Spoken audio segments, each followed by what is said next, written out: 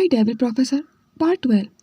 Classroom की खामोशी में प्रीशा अभी भी सिर ऊंचा रखकर खड़ी हुई थी, जैसे कोई छोटी सी शेरनी। अंशुमन उसकी आंखों में गहराई से देख रहा था। एक पल, दो पल, फिर उसकी मुस्कान धीरे से और गहरी होती गई थी।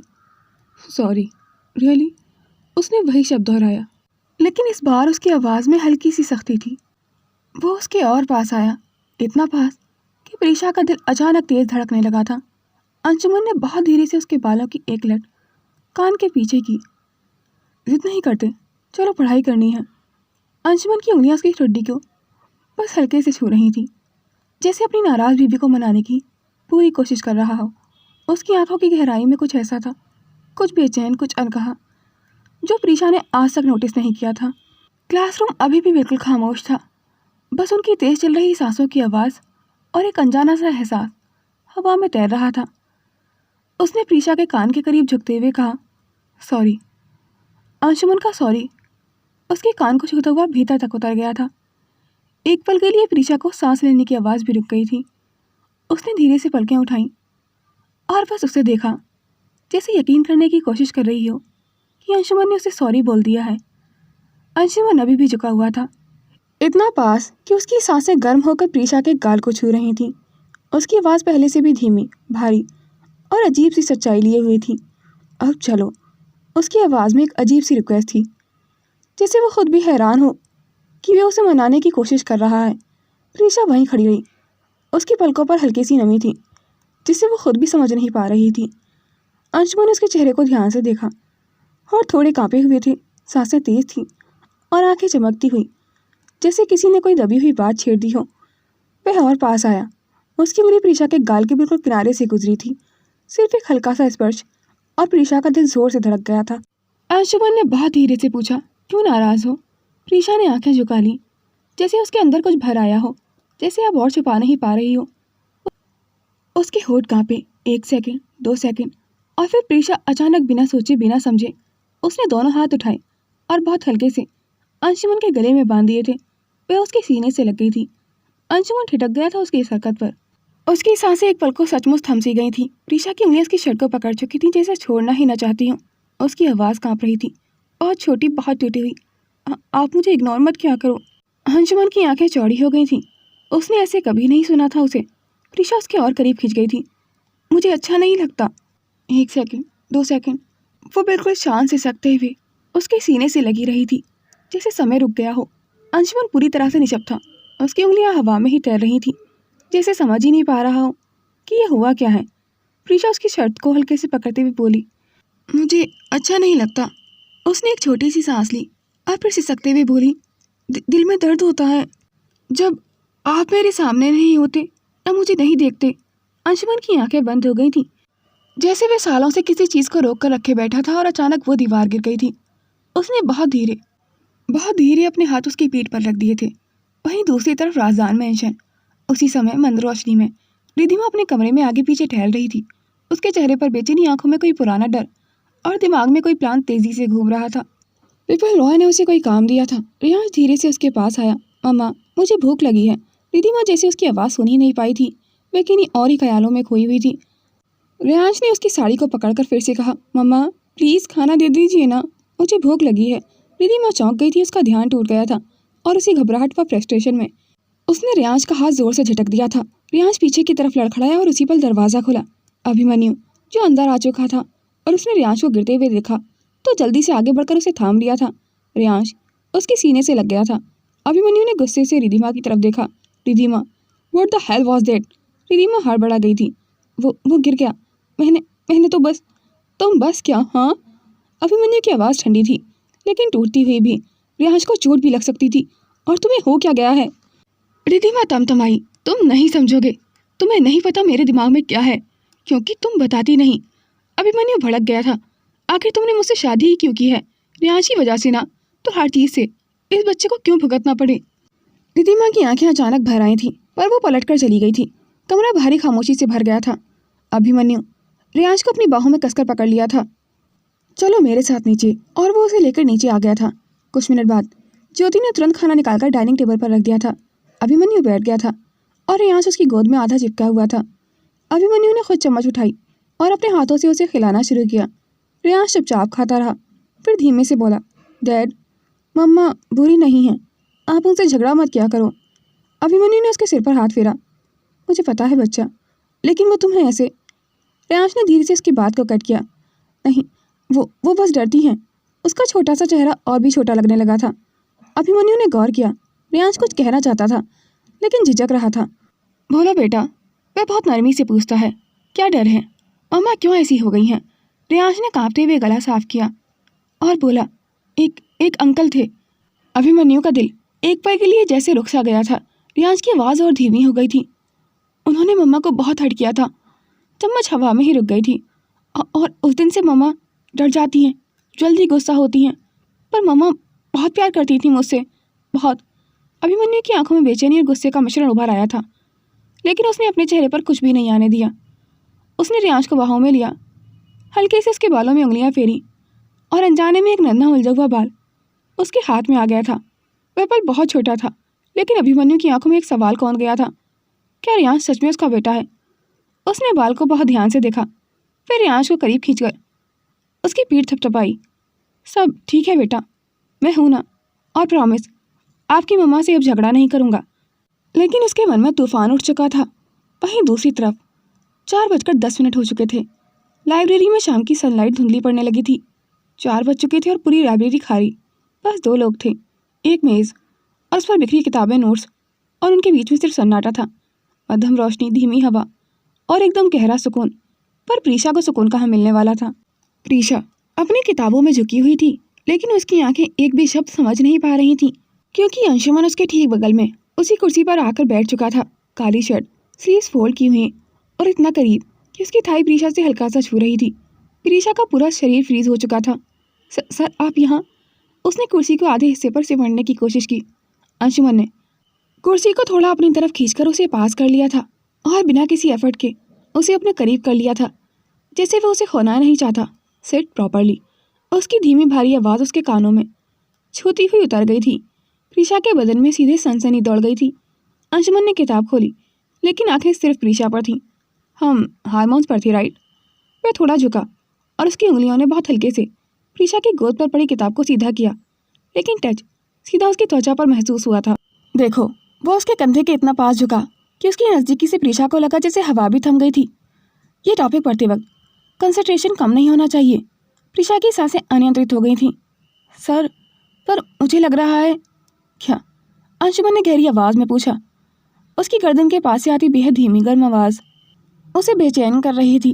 उसने झिझकते हुए कहा कि मैं पढ़ नहीं पा रही हूँ। अंशुमन मुस्कुराया। उसकी उंगलियां किताब के ऊपर धीरे से उठी और सीधा प्रीशा के चश्मे को ठीक करते हुए बोला, अगर कुछ समझ ना आए तो दोबारा पूछ लेना, मुझे कोई प्रॉब्लम नहीं है। प्रीशा ने अपनी आंखें एक पल को बंद कर ली थी। शरीर में एक धीमी सी बिजली दौड़ चुकी थी। वह कुर्सी से थोड़ा आगे झुका, इतना कि प्रीशा की हार्ट बीट फिर से अनकंट्रोल्ड हो गई थी। हार्मोन्स। उसने किताब के पन्ने पलटते हुए कहा, तुम्हें यही दिक्कत थी ना? ये समझ नहीं आता ना तुम्हें? प्रीशा एक सेकंड के लिए जड़ हो गई थी। क्यों उसने क्लास में वो बात कही थी? उसे खुद पर पछतावा हो रहा था। क्यों उसने ये टॉपिक पढ़ने की जिद करी थी? मैंने बस ऐसे ही कहा था। अंशुमन ने उसकी किताब खोली, पन्ना पलटा और बेहद धीमे से बोलना शुरू किया। ह्यूमन बॉडी में अलग अलग इमोशंस, अलग अलग हार्मोन्स रिलीज करते हैं। उसकी उंगलियां किताब पर चल रही थी, लेकिन उसकी आवाज़ सीधे प्रीशा की नसों में उतर रही थी। जैसे वह उसके कंधे के पास आया। एड्रेनालिन। उसकी आवाज़ बिल्कुल फुसफुसाहट थी। जब डर लगता है तब रिलीज होता है, जब किसी के पास आने से हार्ट रेट बढ़ता है, या जब कुछ अनएक्सपेक्टेड होता है। प्रीशा की सांसें तेज हो गई थी। उसने थूक निकलकर कहा, ओके सर।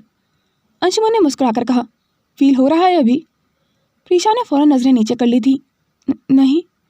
वह झुका उसके कान के बेहद पास। झूठ मत बोलो। उसके शब्दों के साथ एक धीमी गर्म सांस उसके कान को छू गई थी। प्रीशा का दिल लिटरली उछल पड़ा था। अंशुमन फिर से आगे बोला, और एक और हार्मोन है, ऑक्सीटोसिन, जो तब रिलीज होता है जब कोई किसी के बहुत करीब आ जाता है। वह धीरे धीरे उसके और करीब आ गया था, टेबल पर अपना हाथ टिकाते हुए। उसके इतने करीब कि प्रीशा पीछे नहीं हट सकती थी। ये वाला समझना मुश्किल था ना? उसकी आंखों में वही गहरी सॉफ्टनेस थी। प्रीशा ने हकलाकर कहा, सर आप ऐसे ऐसे पढ़ाएंगे तो कंसंट्रेशन नहीं होगा। उसने धीमे से कहा। अंशुमन ने मुस्कुराते हुए हल्के से माथे पर हल्का सा टैप किया। मुझ पर नहीं, पढ़ाई पर ध्यान दो मिस श्रीवास्तव। उसने उसकी कलाई पकड़ी, धीरे, बहुत धीरे। टेंशन, उसने उसकी पल्स को महसूस करते हुए कहा। कॉर्टिसोल बढ़ाता है और अट्रैक्शन। उसने उसकी उंगलियों को हल्का सा दबाया। डोपामीन। प्रीशा ने पूरी सांस छोड़ते हुए कहा। सर प्लीज ऐसा मत करिए। अंशुमन थोड़ा उसके और करीब आया। क्यों? उसकी आवाज़ नर्म और इतनी गहरी थी कि प्रीशा का दिमाग खाली हो गया था। क्या तुम्हें ये सब समझ नहीं आ रहा है? या वह रुका, उसकी आंखों में देखते हुए कुछ पूछने ही वाला था कि उससे पहले ही प्रीशा बोली, आ रहा है, और कुछ ज़्यादा ही आ रहा है। उस पल लाइब्रेरी में सिर्फ उनकी सांसें थी, भारी, गर्म और टकराती हुई। और तभी अचानक टेबल के ठीक बीच में रखे प्रीशा के फ़ोन में तेज़ी से वाइब्रेशन हुआ। स्क्रीन चमकी। पूजा कॉलिंग। और उसे एक छोटे से नाम ने जैसे पूरे माहौल को चीर कर रख दिया था। अंशुमन की उंगलियां अभी भी उसकी कलाई पर थीं, उसकी सांसें उसके बिल्कुल पास, और प्रीशा का दिमाग खाली हो चुका था। पर जैसे ही उसने स्क्रीन देखी, उसे लगा पढ़ाई से बचने का यही मौका है। बिना सोचे, बिना उसकी इजाज़त की परवाह की, उसने फ़ौरन हाथ खींचा और फ़ोन उठाकर कॉल रिसीव कर ली थी। हेलो पूजा। उसकी आवाज़ कांप रही थी, सांसें अनियंत्रित थी। अंशुमन वहीं खड़ा रहा। 1 सेकंड, 2 सेकंड, 3 सेकंड। उसकी आंखों में जो सॉफ्टनेस थी वो एकदम ठंडी, खतरनाक और फ्रस्ट्रेटेड हो चुकी थी। उसने दांत भींचते हुए बहुत धीमे, बहुत दबे गुस्से में कहा, ऑफ कोर्स पूजा। फिर वही। प्रीशा ने घबराकर दूसरी तरफ हल्के स्वर में कहा, हाँ हाँ बोलना पूजा, मैं फ्री हूँ। वो मन ही मन खुश हो रही थी, क्योंकि अगर कॉल ना आती तो वो अपने दिल के हाथों मजबूर होकर अंशुमन को किस कर देती, क्योंकि उसका पूरा ध्यान पढ़ाई पर नहीं बल्कि अंशुमन की आंखों पर, उसके होठों पर था। अंशुमन का जबड़ा सख्त हाथ मेज पर दबा हुआ था, नजरें प्रीशा पर टिकी हुई थी, जैसे वो उसकी हर धड़कन सुन रहा हो।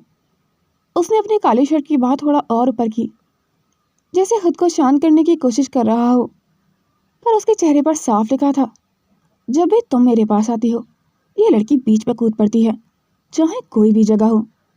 प्रीशा कॉल पर जानबूझकर 2 कदम पीछे हटी, पर अंशुमन ने उसकी हरकत को नोटिस किया था। उसने धीमे से कहा, इतना पास झुककर कि सिर्फ वो सुन पाए, कॉल खत्म होते ही तुम जहाँ से भागी हो वहीं वापस आना होगा। I am not done. तुम कितनी ही कोशिश कर लो, पर पढ़ाई तो तुम्हें करनी ही होगी। उसके कान के पास उसका फुसफुसाया हुआ यह वाक्य उसकी पूरी रीढ़ तक सिहरन भेज गया था। उधर फोन में पूजा बोलती जा रही थी, हेलो, तू सुन रही है ना? तुझे सांसें क्यों चढ़ी हुई हैं? तू ठीक तो है ना? और अब तक आई क्यों नहीं? हल्दी का फंक्शन स्टार्ट होने वाला है। और इधर अंशुमन की आंखें कह रही थी, तुम कब मेरे जज्बात समझोगी? जबकि वो इस बात से अनजान था कि प्रीशा का दिल उससे ज़्यादा तेज धड़क रहा था। पूजा की आवाज़ फ़ोन में लगातार गूंज रही थी। हेलो प्रीशा, बोलना। प्रीशा ने हिम्मत करके हल्का सा गला साफ किया। हाँ हाँ मैं सुन रही हूँ, बस थोड़ी जल्दी में हूँ। पर उसके अपने शब्द ही उसके नहीं लग रहे थे, क्योंकि उसी पल अंशुमन उसके बिल्कुल पीछे आकर खड़ा हो गया था, इतना करीब कि उसकी गर्म सांसें उसके कंधों को हल्के हल्के छू रही थीं। उसके हाथ साइड में टेबल पर टिके थे, जैसे उसने प्रीशा को अपने ही बीच में कैद कर लिया हो, बिना छुए। पूजा वहीं फ़ोन पर बोलती रही, तू आ रही है ना? सब पूछ रहे हैं तेरे बारे में, नानी, मामी और मामा जी तो आ भी गए। प्रीशा ने होठ भींचे। आ रही हूँ, उसने कांपती आवाज़ में कहा, पर उसके पीछे खड़े अंशुमन ने उसके कान के पास झुकते हुए फुसफुसाया, बहुत धीमे, झूठ बोल रही हो तुम, और तुम जानती हो मुझे झूठ पसंद नहीं है। प्रीशा के पैरों में जैसे जान ही नहीं रही थी। उसने कांपती उंगलियों से कॉल डिस्कनेक्ट करने की कोशिश की, पर स्क्रीन धुंधली सी लग रही थी। कॉल करते ही लाइब्रेरी में हल्की सी खामोशी फैल गई थी। अंशुमन अभी उसके बहुत पास खड़ा हुआ था, लेकिन इस बार उसकी आंखों में वही तीखी इंटेंसिटी नहीं थी, थोड़ी नरमी थी, जैसे उसे पता हो कि प्रीशा सच में घबरा गई है। वो एक हल्का सा कदम पीछे हटा, बस इतना कि प्रीशा सांस ले सके। प्रीशा ने भी अपने बालों को कान के पीछे करते हुए धीमे से कहा, मैं बस फ़ोन उठा रही थी। पूजा बहुत इंतज़ार कर रही थी। अंशुमन ने एक छोटी सी सांस छोड़ी, जैसे खुद को थोड़ा काबू में ला रहा हो। ठीक है, उसने नरमी से कहा, जाओ, हल्दी शुरू होने वाली है ना? प्रीशा चौंकी, उसे उम्मीद नहीं थी कि वह इतना आसानी से जाने देगा। अंशुमन ने जब कहा, ठीक है जाओ, हल्दी शुरू होने वाली है, तो उसकी आवाज़ सच में नरम थी, इतनी नरम कि प्रीशा खुद एक पल के लिए रुक गई थी। वह उसे जाते हुए नहीं रोक रहा था, ना पास खींच रहा था, ना कोई जलन भरी नज़र थी, बस एक शांत समझदार सी सॉफ्टनेस थी, और यही सॉफ्टनेस प्रीशा के दिल को हल्का सा छू गई थी। वह मुड़कर दरवाजे की ओर बढ़ने लगी, लेकिन 2 कदम जाते जाते उसका दिल जैसे अटक गया था। इतना सोच क्यों रहा था वो उसके बारे में? क्यों इतनी आसानी से उसे जाने दे रहा था? पता नहीं उसने किस इम्पल्स में, किस दिल के खिंचाव में। प्रीशा रुकी, धीरे से वापस मुड़ी। अंशुमन भी पलटकर उसे देखने लगा था। उसकी आंखों में सवाल, हल्की थकान और एक शांत उम्मीद थी। और अगले ही पल प्रीशा उसके करीब आई, बहुत धीरे, बहुत कोमलता से उसके गाल पर एक छोटा सा गर्म केस रख दिया था। अंशुमन बिल्कुल जड़ हो गया था, आंखें हल्की सी फैल गई थी। उसके होठों पर जो सॉफ्टनेस थी अब साफ हैरानी में बदल चुकी थी। प्रीशा पीछे हटते हुए, गाल लाल, उसकी आंखें झुकी हुई थी, लेकिन होठों पर छोटी सी शरारती मुस्कान के साथ बोली, शौक लगने पर कौन सा हार्मोन रिलीज होता है सर? उसकी आवाज़ धीमी थी, शर्मा कर भी टीजिंग से भरी हुई थी। अंशुमन की पलकें एक पल को झपकी और फिर उसके होठों पर पहली बार एक सचमुच की दिल से आई हुई हंसी उभर आई थी, धीमी, गहरी, जैसे उसके किसी अंदरूनी तनाव को प्रीशा ने अपनी मासूम हरकत से पिघला दिया हो। वह सिर हल्का सा झुकाकर बोला, अभी अभी तुमने मेरे अंदर ऑक्सीडेटिव स्ट्रेस नहीं, कुछ और ही रिलीज कर दिया है। उसकी आंखों की नरमी साफ कह रही थी कि वह समझ चुका था प्रीशा उससे दूर नहीं हो रही है, बल्कि उसके करीब आने लगी है।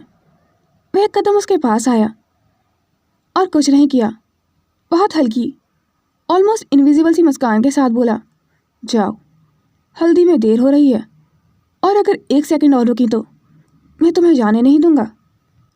और इस बार उसके लहजे में ना जलन थी, ना डर था और ना ही हार।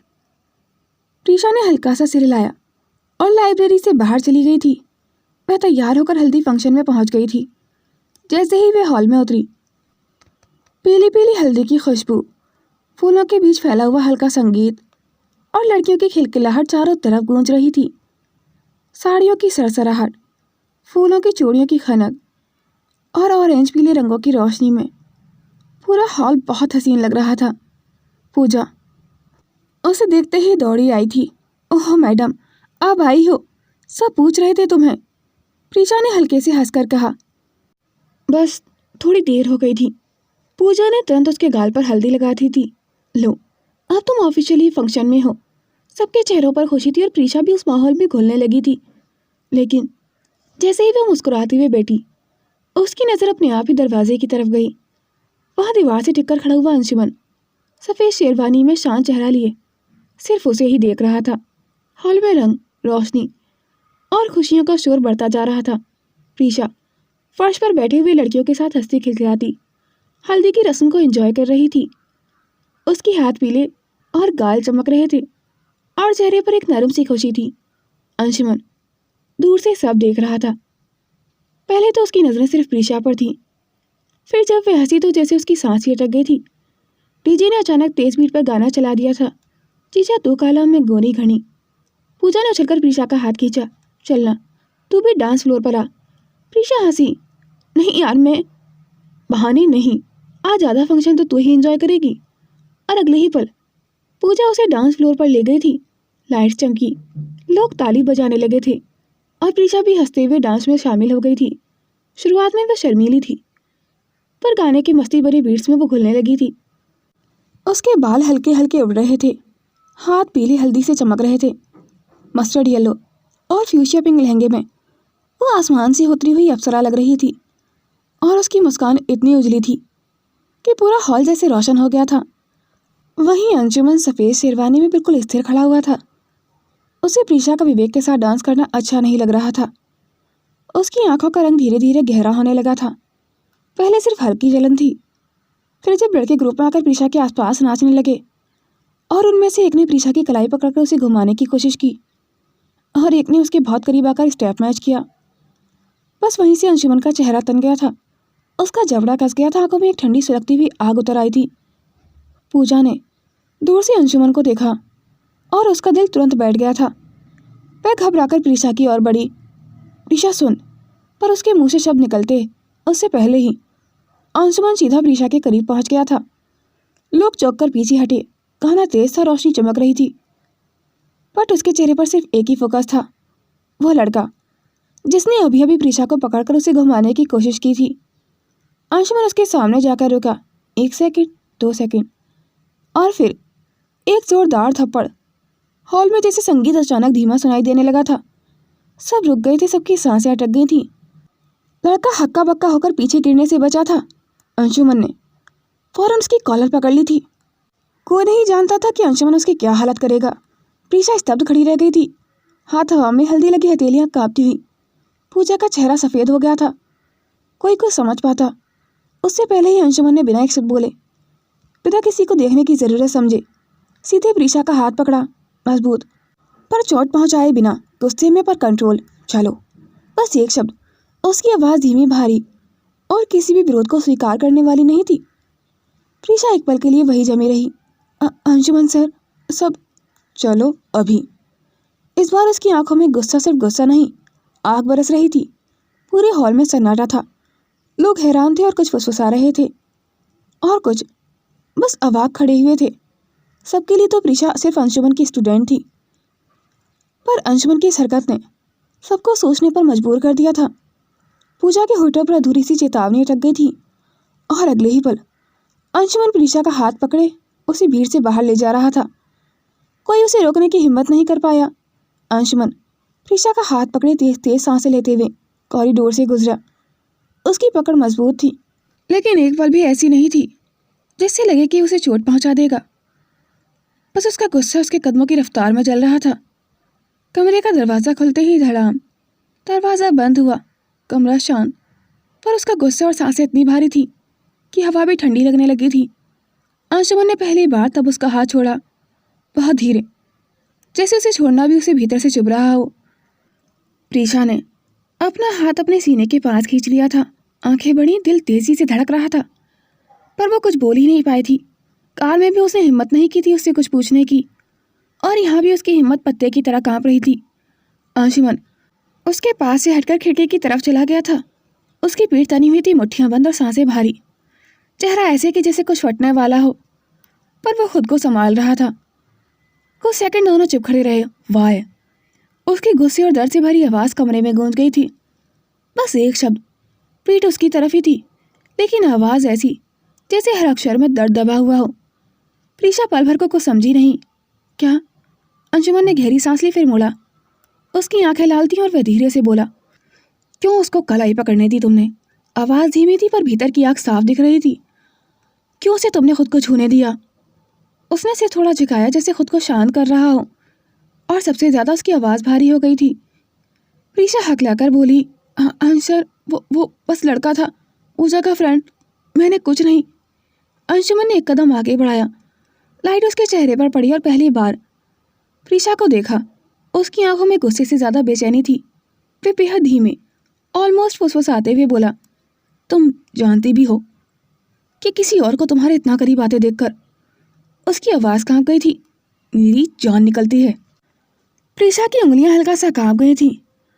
वो कुछ कहती उससे पहले ही अंशुमन ने उसकी कलाई पकड़कर उसे अपनी ओर खींच लिया था। उनके बीच की दूरी एक पल में मिट गई थी। उनके माथे हल्के से जुड़े हुए थे। अंशुमन ने धीमी टूटी हुई आवाज़ में कहा, किसी और को तुम्हें छूने का हक नहीं है, मेरे अलावा, सिर्फ मेरे। उसकी पकड़ मजबूत नहीं थी, बस इतनी थी कि प्रीशा उसकी बेचैनी को महसूस कर सके। प्रीशा का दिल भर आया था उसकी यह हालत देखकर। वो धीरे से अपना चेहरा ऊपर उठाकर उसकी आंखों में देखने लगी थी।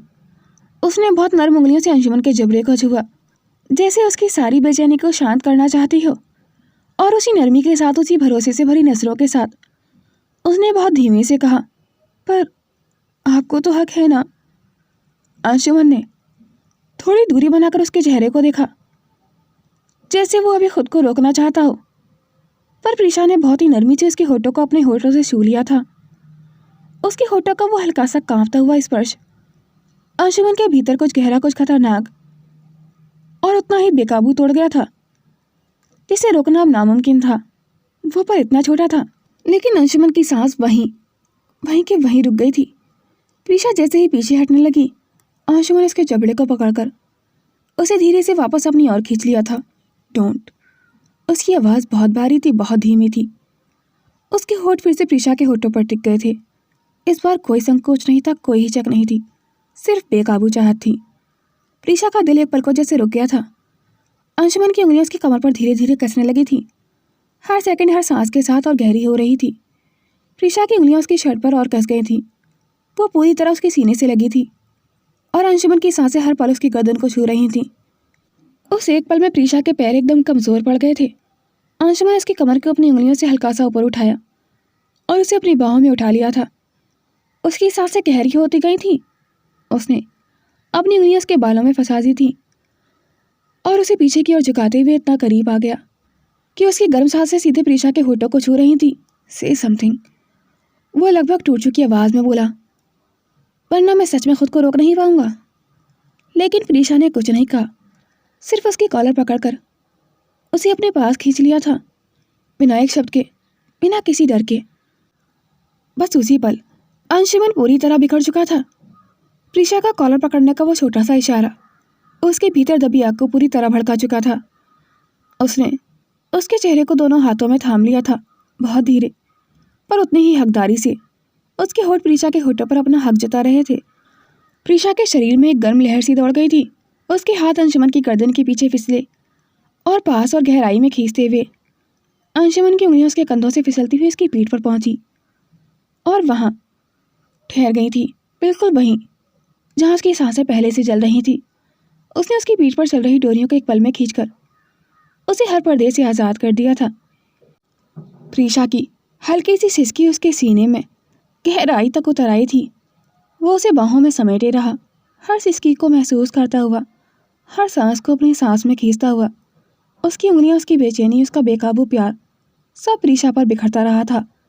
और पूरी रात वो उसकी कांपती हुई आवाज़ों, उसकी कोमल सिसकियों और उसके हर टूटते लम्हे को अपनी शिद्दत से थामता रहा था। रात कब थमी, कब गुजरी, दोनों को पता ही नहीं चला। और अगली सुबह हल्की धूप कमरे में फैल रही थी। खिड़की से आती नरम धूप दोनों के चेहरों पर पड़ रही थी।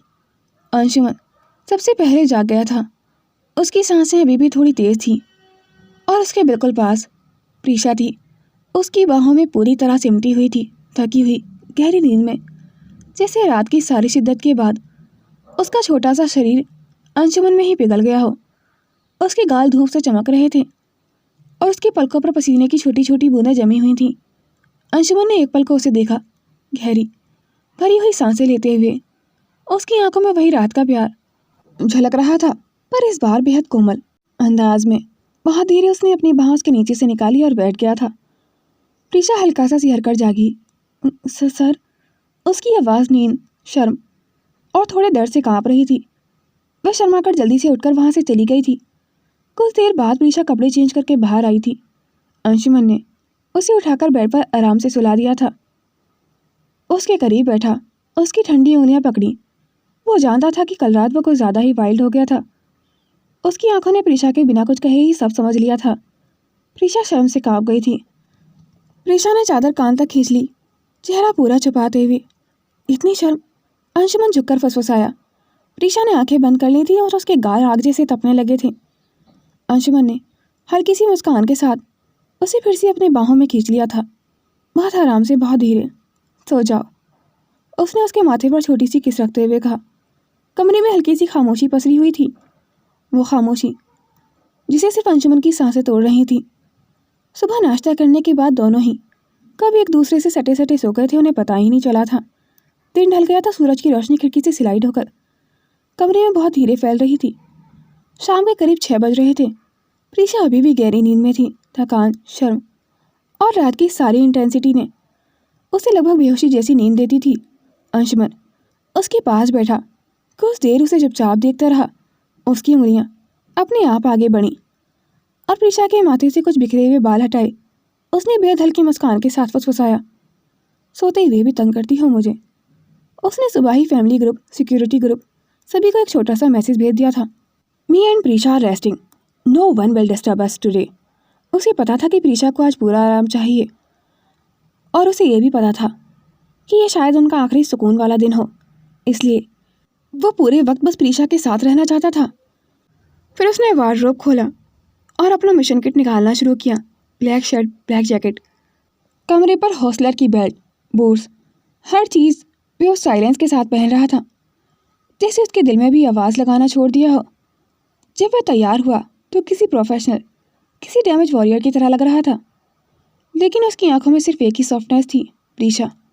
वह उसके पास आया, उसके करीब बैठा, 1 सेकंड के लिए रुका, फिर झुककर उसके माथे पर बहुत ही सॉफ्ट किस रखा था। उसकी उंगलियां अनजाने में ही प्रीशा के गाल को हल्का सा छू गई थीं। सोती रहो जाना, पता भी नहीं चलेगा मैं कब गया। उसकी आवाज़ टूटने वाली थी, पर उसने खुद को संभाल लिया था, क्योंकि वो भी नहीं जानता था कि वो वापस आएगा या नहीं। वो पीछे मुड़ने वाला था पर रुका, और एक आखिरी बार उसने मुड़कर उसे देखा। उसकी पूरी दुनिया उस बेखबर सोती लड़की में सिमट गई थी। कमरे का दरवाज़ा उसने बिना आवाज़ के बंद किया और बाहर आ गया था। नीचे हॉल में मिष्टी सोफे पर लैपटॉप लिए बैठी हुई थी। अंशुमन की तीखी तैयार शक्ल देखकर वो थोड़ा घबराकर खड़ी हो गई थी। अंश बेटा, आप कहीं जा रहे हो? अंशुमन का चेहरा अनरीडेबल था। वो उसके करीब आया और धीमे बोलते हुए बोला, मेरी गैर मौजूदगी में प्रीशा का ध्यान रखना मॉम। स्त्री की सांसें अटक गई थीं। सब ठीक तो है ना? आप ऐसे? उसका दिल अजीब सी दहशत से धड़क रहा था। अंशुमन ने बस हल्की सी मुस्कान दी, जो मुस्कान किसी को और ज़्यादा डरा दे। कुछ नहीं मॉम, बस थोड़ा सा काम है, रात तक वापस आ जाऊंगा। प्रीशा की तबीयत ठीक नहीं है तो आप उसका ध्यान रखिएगा। स्त्री ने मजबूरन सिर हिलाया, ओके। पर उसके दिल में एक अजीब सा डर, एक अजीब सी बेचैनी उतर चुकी थी। कुछ तो गलत था, कुछ बहुत बड़ा। अंशुमन बाहर निकल चुका था। गेट धीरे से बंद हुआ। मिस्त्री खिड़की तक भागी और देखा अंशुमन की कार बाहर निकल रही थी। उसने खुद से फुसफुसाया, हे भगवान, ये कहाँ जा रहे हैं? और कमरे में ऊपर प्रीशा भी बिल्कुल अनजान होकर सो रही थी, बिना ये जाने कि अंशुमन किसी को बचाने के लिए खुद की ज़िंदगी दांव पर लगा चुका है। To be continued. दोस्तों, आज का पार्ट आपको कैसा लगा? कमेंट सेक्शन में अपनी राय ज़रूर शेयर कीजिएगा। Thanks for watching. Do like, comment and share this video and subscribe my YouTube channel for more interesting videos.